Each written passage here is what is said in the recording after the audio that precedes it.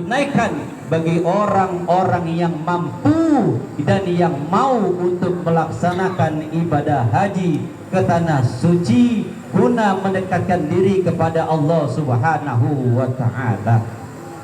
Ibadah haji dan penyembelihan hewan kurban ini ada di bulan Dzulhijjah. Ibadah haji adalah salah satu rukun Islam yang kelima, sehingga ibadah haji ini wajib dilakukan oleh seluruh umat Islam bagi yang mampu dan bagi yang mau. Dalam Al-Quran surat Al-Imran dikatakan ayat 97, A'udzu billahi minasyaitonir rajim.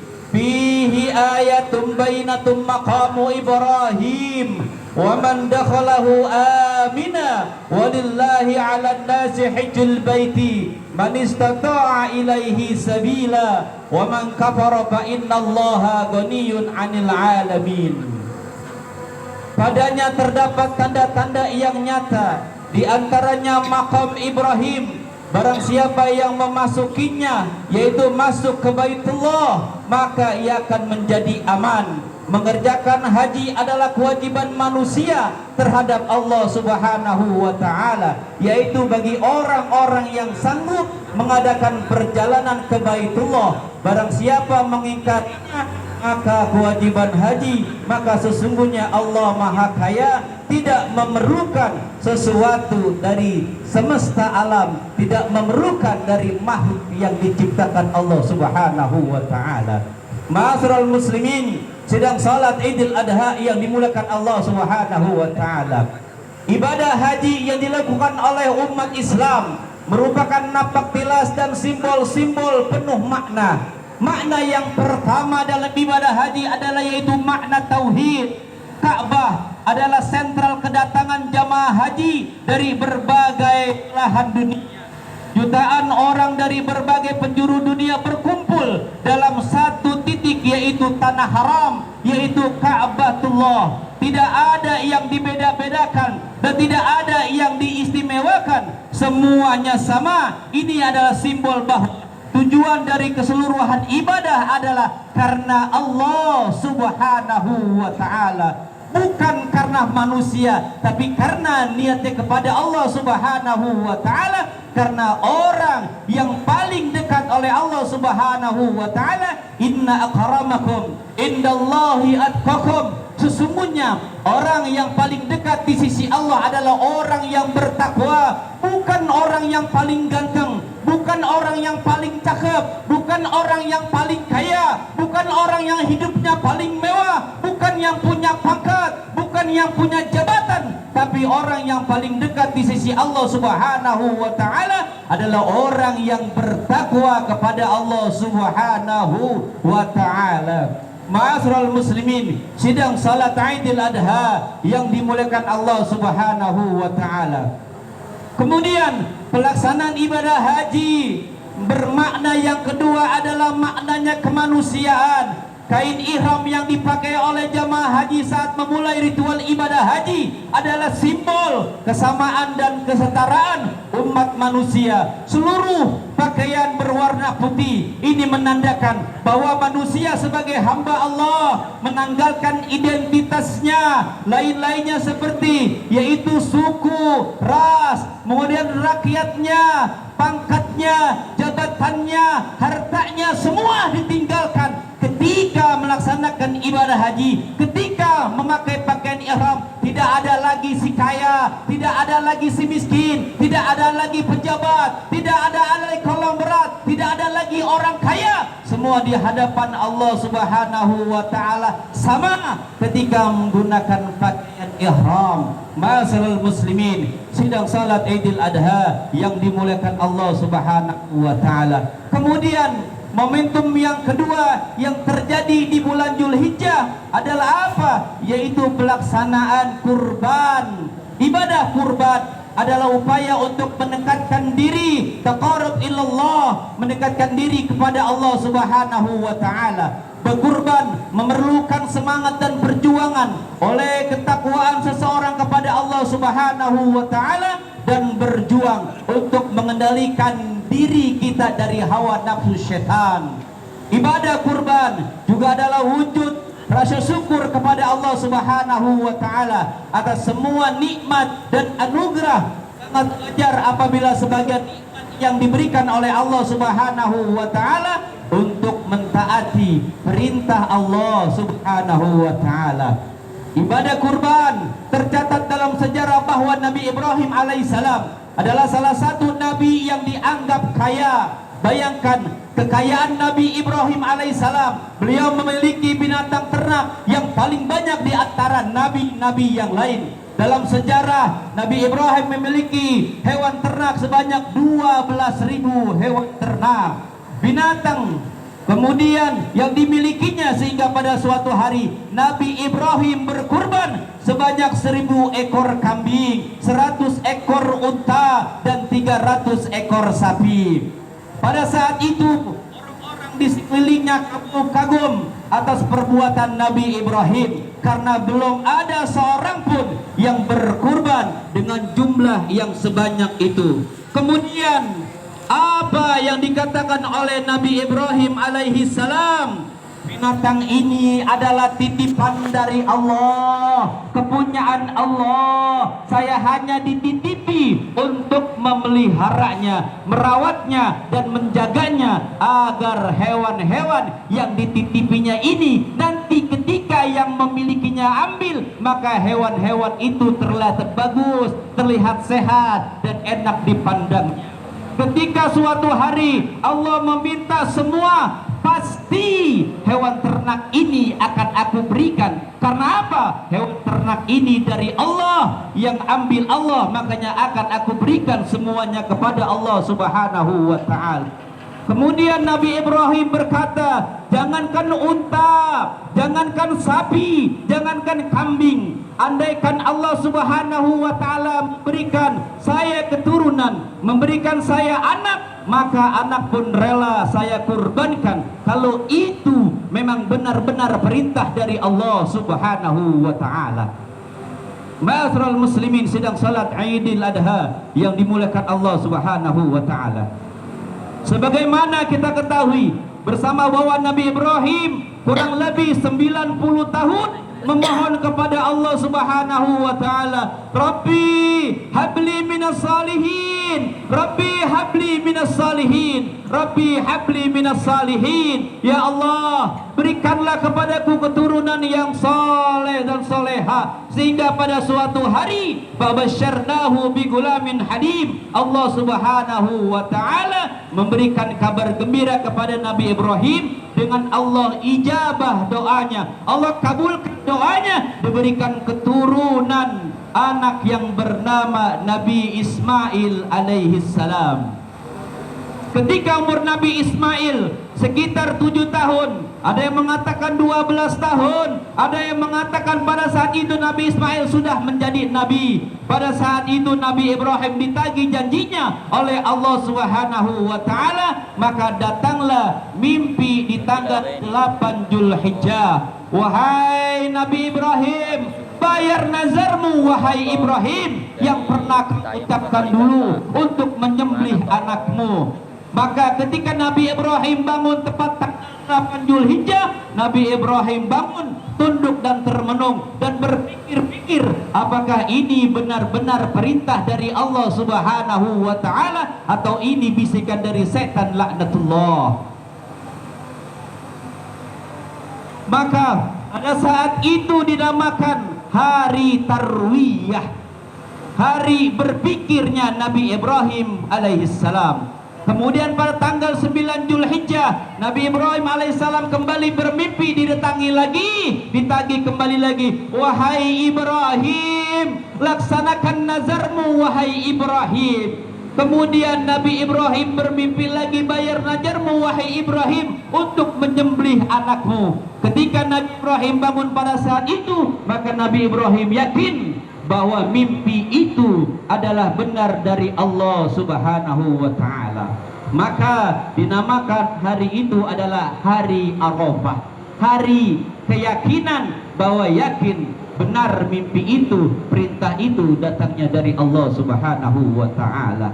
Sehingga tibalah saatnya di mana Nabi Ismail alaihissalam akan dikorbankan. Ketika pada saat itu seorang ayah yang sangat cinta, yang sangat sayang karena memiliki anak satu-satunya, tetapi untuk disembelihnya. Kemudian seorang ayah menghampiri anaknya, datang kepada anaknya dan berbicara anaknya. Ibrahim berkata kepada Nabi Ismail, "Ya bunayya, inni ara fil manami anni adbahuka fanzur madza tara." Wahai anakku, sungguh aku bermimpi bahwa aku untuk menyembelihmu. Pikirkanlah bagaimana pendapatmu tentang penyembelihan untuk dirimu. Karena Nabi Ismail alaihissalam adalah anak yang saleh, anak yang taat kepada kedua orang tuanya.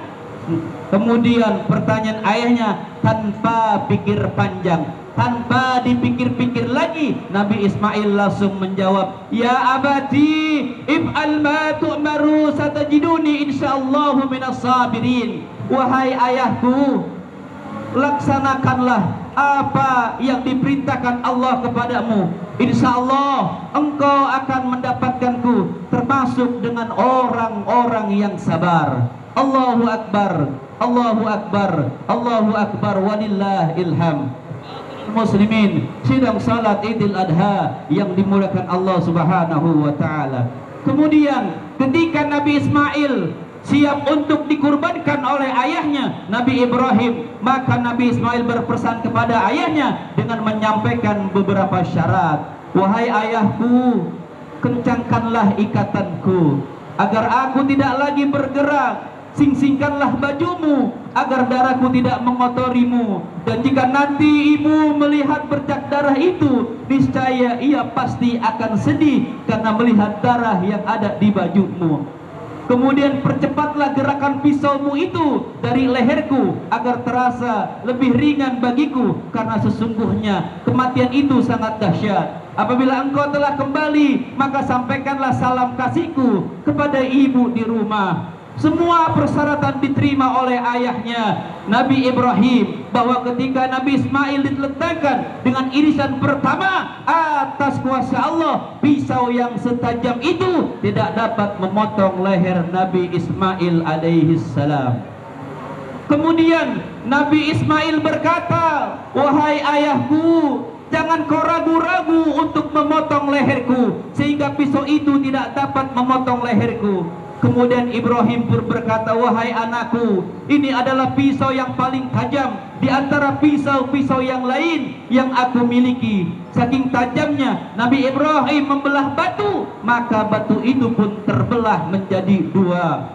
Kemudian dicoba kedua kalinya, Allah pun memerintahkan kepada seluruh malaikat untuk menyaksikan. "Wahai malaikat-malaikatku, kau lihat itu Nabi Ibrahim, hambaku, seorang manusia yang begitu taat kepada Tuhannya, seorang hamba yang begitu taat pada perintah Tuhannya, sekalipun anaknya rela untuk disembelih. Kalau itu perintah dari Tuhannya, maka ia akan laksanakan, karena ia termasuk orang-orang yang bertakwa, yang mentaati apa yang diperintahkan oleh Tuhannya." Padahal dulu ketika aku menciptakan manusia pertama Nabi Adam alaihissalam, kalian wahai para malaikat memprotes ketika aku menciptakan Nabi Adam. Wahai malaikat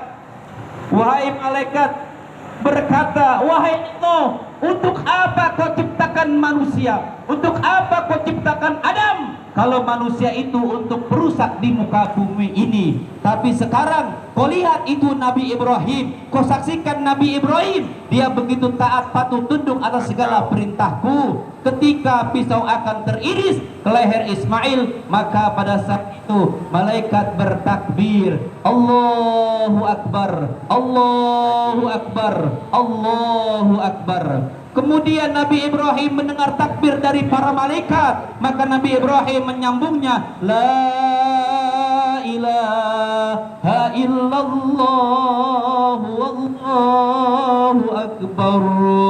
Setelah itu suara takbir terdengar dari mulut Nabi Ibrahim, maka Nabi Ismail pun menyambungnya, "Allahu akbar walillahil hamd." Seketika itu pisau akan teriris, maka Ismail kecil diganti oleh Allah Subhanahu wa taala dengan seekor domba dari surga. Ma'asyiral muslimin, sidang salat Idul Adha yang dimuliakan Allah Subhanahu wa taala. Pelajaran apa yang dapat kita ambil pada pelajaran Nabi Ibrahim dan Nabi Ismail alaihissalam yang tadi saya sampaikan? Yang pertama, dalam surat Al-Kautsar, semuanya sudah pasti hafal surat Al-Kautsar ini. A'udzubillahi minasyaitonirrajim. Inna a'tainakal kautsar. Sesungguhnya kami telah memberikan kepadamu nikmat yang banyak.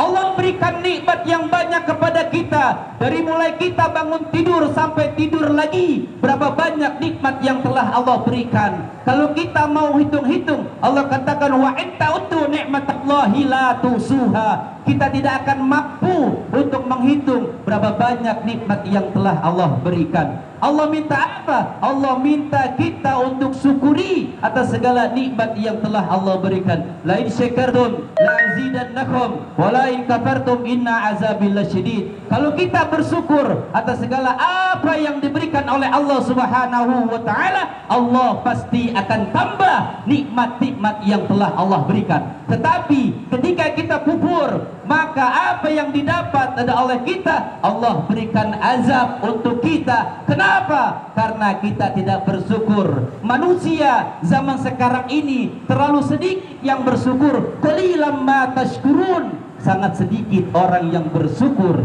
di dalam dunia ini. Makanya Allah berikan ujian, cobaan yang begitu banyak orang-orang di sekitar kita karena banyak yang tidak bersyukur kepada Allah Subhanahu wa taala. Inna a'tainakal kautsar. Allah berikan nikmat yang banyak. Kita berikan sebagian harta kita di hari raya ini. Kalau kita mampu membeli handphone yang seharga 2 juta, beli handphone yang 3 juta, 4 juta, bahkan sampai yang 10 juta, tapi tidak mampu untuk berkurban, itu namanya belum bersyukur kepada Allah Subhanahu wa taala. Fasholli li rabbika wanhar. Maka ketika kita diberikan nikmat, Allah minta apa? Fasholli li rabbika wanhar. Maka dirikanlah salat dan berkurbanlah kepada Allah Subhanahu wa taala untuk Tuhanmu, untuk mendekatkan diri pada Allah Subhanahu wa taala. Jika ada seorang manusia yang mengaku Islam, yang mengaku beriman kepada Allah Subhanahu wa taala, dia orang yang mampu, dia orang yang kaya, dia punya pangkat, dia punya jabatan, hidupnya serba bercukupan, maka tetapi ia tidak mau berkurban, dia mengabaikan kurban, maka Nabi bersabda, "Man kana lahu sa'atun walam yudhul fala yaqrabanna musallana." Nabi berkata, barang siapa yang mempunyai kemampuan, yang mempunyai kecukupan, yang mempunyai harta, dia tidak berkurban, Nabi berkata, maka janganlah mendekati tempat sholatku, kata Nabi. Ini Nabi yang berkata dalam hadisnya, orang yang mampu, yang kaya, yang punya kecukupan, tapi ia tidak mau berkurban, mengabaikan kurban, Nabi berkata, janganlah dia mendekati tempat sholatku. Ma'asyiral muslimin, sedang salat Idul Adha yang dimuliakan Allah Subhanahu wa taala. Nabi Ismail adalah anak yang soleh, menciptakan anak yang soleh dan soleha. Tidak segampang membalikan kedua telapak tangan, karena seorang anak lahir di dunia ini dalam keadaan suci tanpa dosa. Pertumbuhannya sangat tergantung dengan bagaimana orang tua mendidiknya. Jangan sampai kita sibuk mencari harta, kita sibuk di dunia, sibuk kehidupan dunia ini, lalu melupakan pendidikan anak-anak kita tentang agama khususnya. Agama anak kita ini, makanya sekolahkan anak-anak kita ini kemana? Sekolah agama, madrasah, pesantren yang nantinya akan terbentuk menjadi anak yang islami, anak yang berakhlakul karimah, yang bertutur kata kaulan karimah, bertutur kata yang lemah lembut. sehingga pada saatnya nanti orang tua tidak akan bangga dengan anak yang memiliki harta yang banyak. Orang tua tidak akan bangga ketika anak mempunyai pangkat dan jabatan kalau anak itu tidak bisa membaca Al-Quran dan tidak berakhlakul karimah. Hidup cuma sementara. Hidup hanyalah menunggu. Kita ini hidup untuk menunggu apa? Untuk menunggu kematian. Sambil menunggu kematian, Allah kasih hiburan. Apa hiburannya? Anak dan istri. Allah